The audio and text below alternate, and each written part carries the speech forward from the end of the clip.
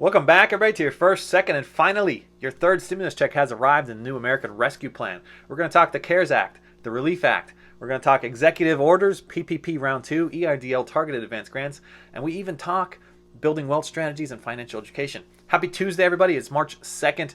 This is your late night East Coast and your evening West Coast briefing for anybody who missed any important details on PPP from the afternoon briefings. You're going to want to hear this urgent information if you didn't already hear it. So let's get straight into it.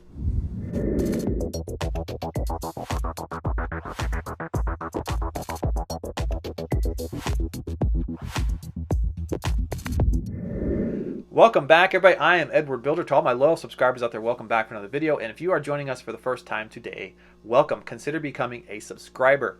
Remember to do your part, like, share, comment, and subscribe. You know, every time you smash the old like button, it really echoes this message and offers it to so many people across YouTube. So I appreciate everybody who likes this message. It truly, truly helps. This is your late night message for everybody who missed our afternoon briefing. So this is your late night East Coast and your evening West Coast. We have important details on PPP, urgent information, things you may or may not be aware of. You may hear a similar message to this afternoon, but we also add and include new and breaking info as it comes out. Now, I've been echoing for the past few days, new information on what to do if you want to get yourself adjusted from net income to gross income. This is the line 31 versus line 7, which expands eligibility. We had some breaking information on press releases and found some details inside the SBA that kind of hints to clues as to which way this could possibly go. So let's get into those details. Now, you can also join us on other videos where we talk building wealth strategies through financial education, royalties of passive income, real estate, and the stock market. So catch us on those videos as they come out. And of course, don't forget to check out our stimulus updates because we break all new information as it comes out. This week is really critical because there's a lot of amendments happening in the Senate and you want to be informed of your stimulus checks as well. Let's get straight into it. Breaking new information from the SBA in a memo that as of March 1st, you may now begin calculating your loan eligibility off of gross income for all Schedule C filers. We're going to talk about what this means here coming up. Check out this video from this afternoon. It spells out the details of all of this and where you can go and apply, so check this out.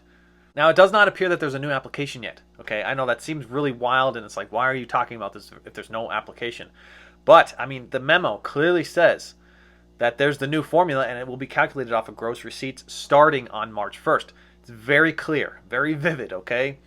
It only applies to sole proprietors and, of course, farmers, okay? But that's always been the case. But in this situation, it only applies to sole proprietors filing Schedule C. Nobody else, okay? So if you have employees, you have to use, naturally, your payroll information.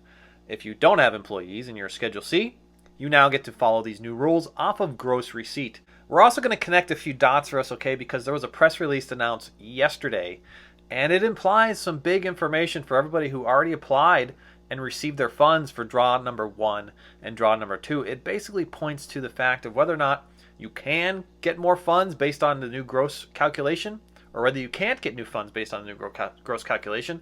And it kind of connects forgiveness into this whole lump sum of information. So let's check out that information. Just a simple announcement before we start. Watch out for all of these scam in the comments. Anybody asking you to meet them on IG, right, or hackers or whatever, right?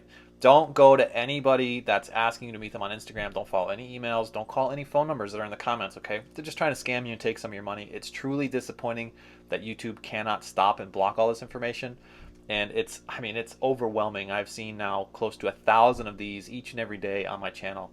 It's nearly impossible to block them all. So I do apologize.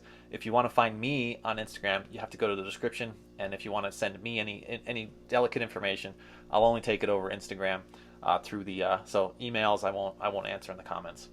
Before we start, head on down to the comments. Let us know if you're in PPP Draw 1, PPP Draw 2, where you applied, and if you are currently funded. We're trying to track some data here for all of our viewers.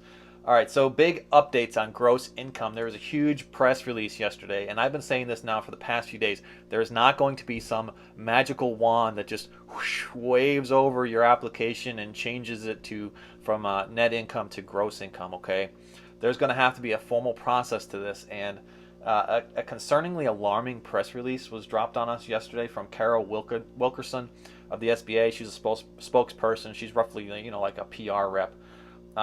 She basically said, I'm gonna quote, okay, loans submitted prior to the official rule changes are subject to the rules in effect at the time of the application. Okay, this can mean two things here. This can mean two very big different things. Okay, you're either screwed or you're not screwed. Okay, I know it's alarming to say that. Let's talk the screwed here. Okay, if you're screwed, this may be a very strategic message from the SBA to basically say, hey, look, there were rules that it was net income at the time when you applied and signed your documentation and sent us over all of the underwriting information, and then you accepted your loan and yada yada yada yada yada. Those were the rules. You agreed to them, we agreed to them, and we gave you your money. Okay, since the rules are now changing, it's no longer our responsibility to go back and change that information for you. We can't just wave a magic wand. I know I said that a little bit aggressively, but I really want you to get the intent, right? The tone inside of that message, right? It's basically giving you a big middle finger. Okay.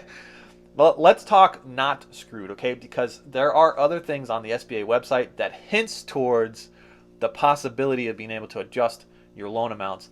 Let's talk about that now. Okay, what is abundantly clear here, and this is part of the not screwed section, it centers around forgiveness, okay? If you applied for forgiveness already, you're still screwed, okay? But if you did not apply for forgiveness already, you're not screwed. So I recommend that if you want to ever see an increase in any loan fund, go out right now and withdraw your loan increase. Go out right now and withdraw your loan forgiveness if it's out there with your lenders or the SBA. It's a big message. Make sure that you're making the right decision based on your business. And so the big message here on the SBA's website, you could find here reapplying and loan increases. I'm going to put it on the screen here so y'all could read along with me. And it centers around loan forgiveness. Basically, if you applied for loan forgiveness, you are ineligible to go in and make any adjustments. That basically means your account with us is closed, your debts are satisfied, and we wash our hands with you because you're only allowed to get a single draw from PPP, draw one per business. Let's read this first line here, pretty important.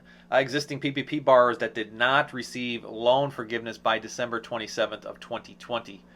You may, okay, do some of the following here, okay? And then I'll just pull out some key information here. Under certain circumstances, you may adjust for which you are eligible, right?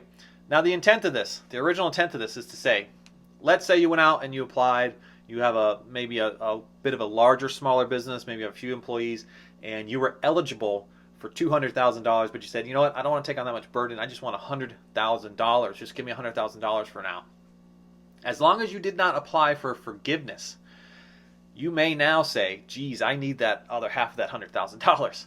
Okay, so you could go back in and make adjustments, and that is under the certain circumstances. You may make adjustments for what you were originally eligible for and get that rest of that $200,000, the rest of that $100,000 asking for more money. Now, there's a formal process to this, okay? You have to go through an application process, and in some cases, you may need to submit new information, okay?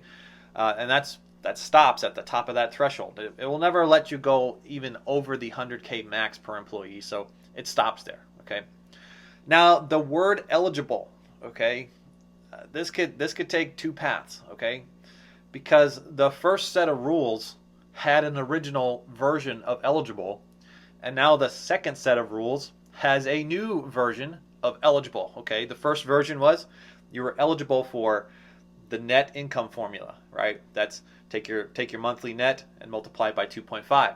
Now the new eligible under the new rules is now to take your gross income and multiply that by 2.5. Your monthly gross income and multiply it by 2.5. So we need to pay really close attention to the press release, okay? It was strategic. It was an announcement that said you are subject to the rules in which you applied for at that time, okay? So at the time, you were only eligible for net. That's what rules you're subject to. Now we need to make sure that the SBA doesn't screw us all and make it so that we cannot go back if we have received a loan from net and go back and say, hey, new rules, let's make this adjustment to gross. We need to really follow this here because it feels like it was implied that if you got your loan off of net from the press release, that you're stuck in net zone, okay? And the only way you're going to get gross is if you go out today and apply with either a brand new application of draw 1 or a brand new application of draw 2. Okay, I know it's scary to say, and I'm really hoping that that is not true, that we could go back in and make adjustments from net to gross. Based on the word here, certain circumstances you may be able to adjust for what you're eligible for. But, again, it's two different sets of rules, right? So stay with us here on this channel. We are going to track this each and every day, and we're going to pull out the most important details for all of the viewers here so that we can get ourselves funded, get back to a state of normal, and start investing again, okay? In the description right now, you could check out Webull and M1 Finance. Webull wants to give you 2 free stocks valued up to $1,800 after you deposit $100 into the platform. And M1 Finance wants to give you a $30 sign-on bonus after depositing $100 into the platform. You can take that $130 and invest it any which way you want. Webull's pretty cool. Check this out, okay? I spun a wheel today, all right? Follow this along. You spin the wheel after you invite your friends. For every friend you invite, you get a chance to spin the wheel. And I won some stocks, okay? I do this each and every day. And check out what I won 2 days ago, all right? $262 worth of Facebook stocks. I think Webull's a pretty interesting platform. It gives you opportunities to get yourself new stocks, start building your portfolio each and every day. And it only takes like 3 minutes to sign up. So you can check them out right now in the description. You could follow me on Instagram by finding me in the description right now. Do not follow anybody else on this channel telling you to meet them on Instagram. They want to scam you and take your money. Okay, YouTube, you must do a better job at blocking this. I thank you all again, and I'll catch you all in the next one. Bye for now.